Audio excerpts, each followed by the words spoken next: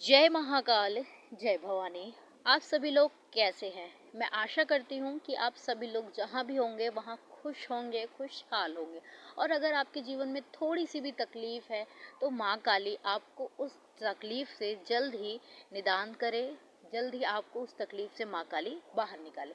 तो आज का विषय यह है कि यह 4 गलतियाँ भूल कर भी मत करना माता काली की पूजा करते समय, वरना आप बर्बाद हो जाएंगे।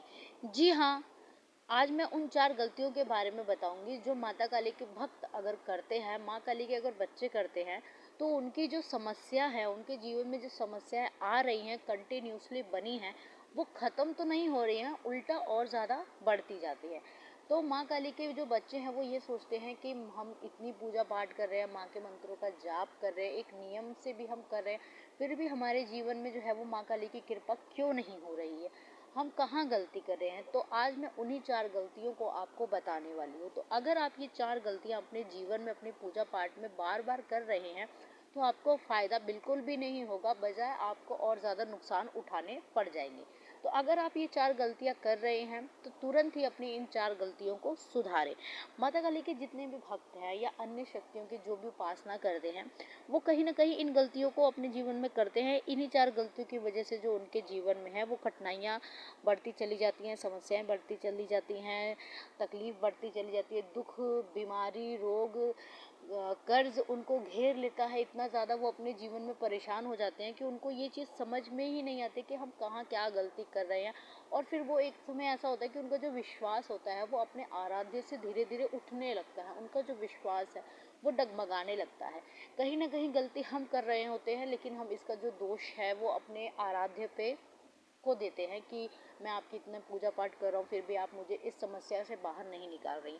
तो माँ तो कोशिशें करती हैं, ठीक है, लेकिन कहीं ना कहीं हम भी तो गलतियां कर रहे हैं, इसी की वजह से हमको उन तकलीफ़ों से निदान, छुटकारा नहीं मिल पा रहा है, ठीक है।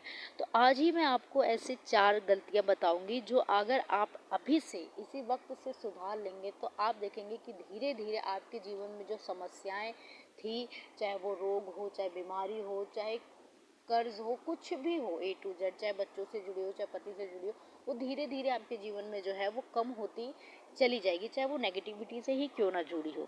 तो आपको ये 4 गलतियां अपने जीवन में सुधार लेना है, तो आपके जीवन में जो है वो दुख जो है वो धीरे धीरे कटना शुरू हो जाएगा। तो चलिए हम जान लेते हैं वो 4 गलतियां कौन सी है।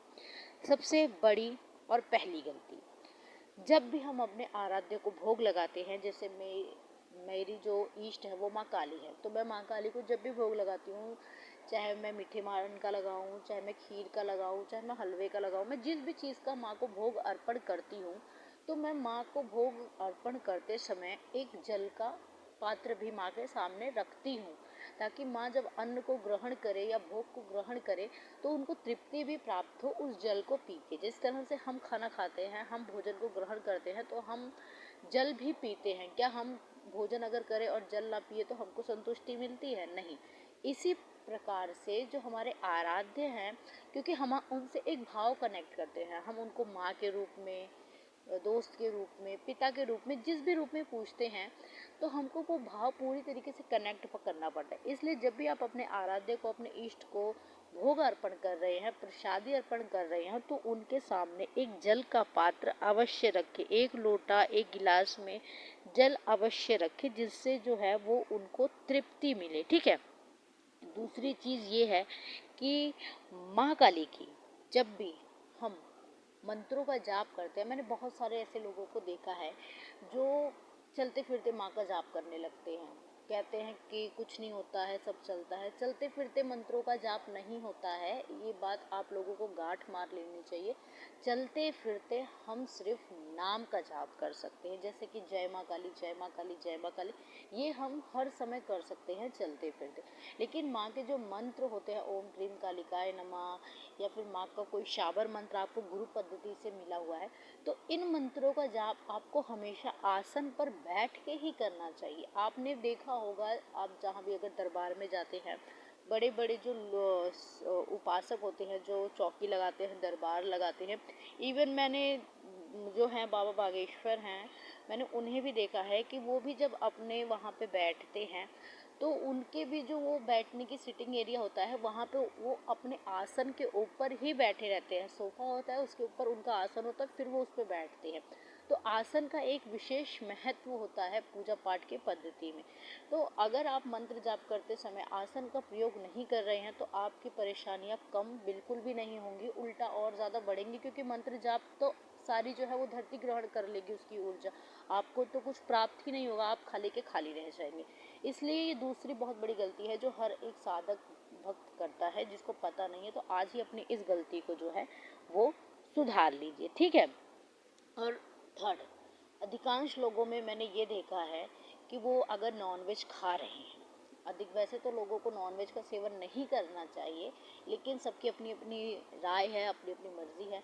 तो अगर आप नॉनवेज का सेवन कर रहे हैं तो बिना नहाए आप पूजा घर में एंट्री भी मत करिए। बिना नहाए आप पूजा घर में एंट्री मत करिए, मंत्रों का जाप मत करिए, मतलब अपने आराध्य इष्ट के प्रति नॉनवेज खाकर कुछ भी मत करिए।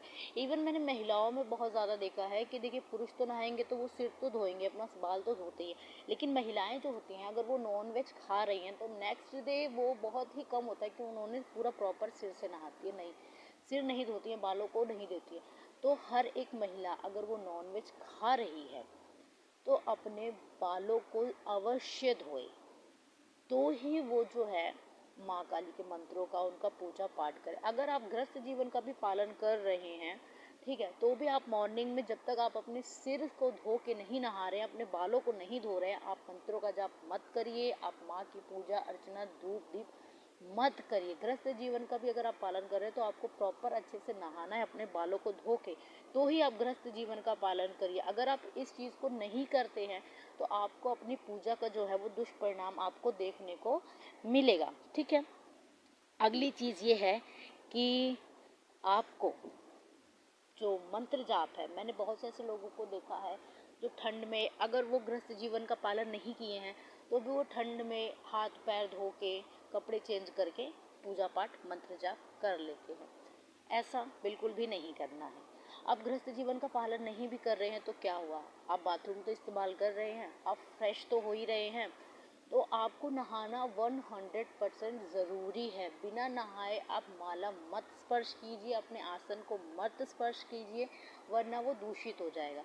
अगर आप बिना नहाए कुछ करना चाहते हैं वो तो सिर्फ है नाम जाप। आप नाम जाप किसी भी कंडीशन में कर सकते हैं, नाम जाप की मनाही नहीं है, लेकिन मंत्रों को विशेष प्रकार से शुद्ध होके ही जप किया जाता है। तो यही गलतियां हैं जो एक माँ काली का भक्त, साधक या अन्य शक्ति की जो उपासना कर रहे हैं वो करते हैं, तो उनके जीवन में जो परेशानियां हैं वो बढ़ती चली जाती हैं।